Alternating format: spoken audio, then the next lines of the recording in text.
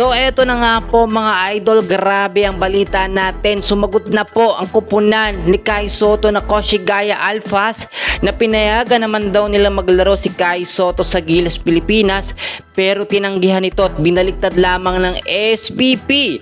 Aalamin natin ang mga detalye. So mga kaibigan, recently alam naman natin okay na at nasa lineup na etong si QMB na bigyan po siya ng last minute na kontrata ng SBP. At dapat nga hindi na ito tinanggap ni QMB kasi nababash ngayon ng SBP, kaya gumawa sila ng paraan. Pero alam nyo naman, si QMB talaga gustong-gusto niyang maglaro sa ating national team sa Gilas Pilipinas. Kaya nga po siya gumastos ng milyon-milyon para sa kanyang pagiging local player sa ating national team. Tapos hindi naman siya bibigyan ng kontrata ng SBP kasi pera-pera talaga yan. Pero ngayon, yung matinding pag-uusapan natin about naman kay Kai Sotto. Maraming nagsasabi ngayon na kapasok na nga si QMB sa lineup ng Gilas, si Kai Sotto na lamang ang kulang. Actually, yung dalawa na yan, si Kai Sotto, si QMB, napakatinding impact niya sa ating national team sa Gilas Pilipinas. Sa part naman ni Kai Sotto ay may nagsabi na hindi daw pinayagan ng Koshigaya Alphas etong si Kai Sotto sa maglaro sa second window ngayong FIBA. Pero taliwas yan sa sinabi po ng Koshigaya.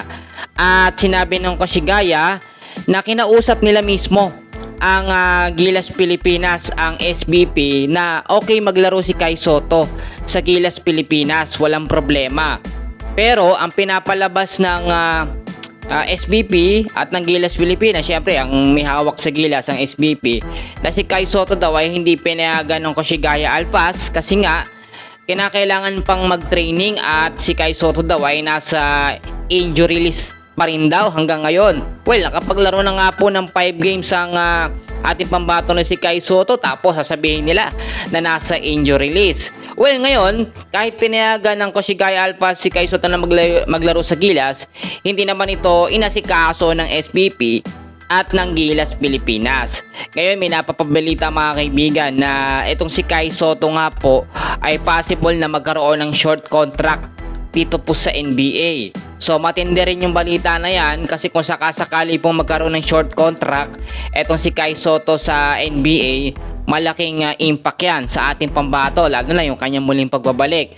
Ang magiging laban kasi ng Gilas Pilipinas mga kaibigan, sa February 26 na po yan. Una nilang kalaban ay New Zealand.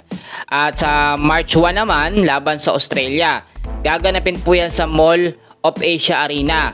So tayo ang main host, bansa natin, so dapat pang malakasan po ang lineup natin. Alam nyo, kung hindi nagawan po ng SBP at ni Coach Timko na maipasok si QMB, for sure bash na bash talaga ang SBP, kasama na dyan si Coach Timko at ang Gilas Pilipinas team natin.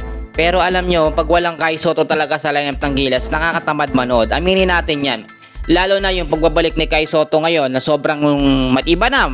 Malakas na talaga si Kai Sotto. Hindi siya basta-basta mababalya. Lumaki ang kanyang pangatawan.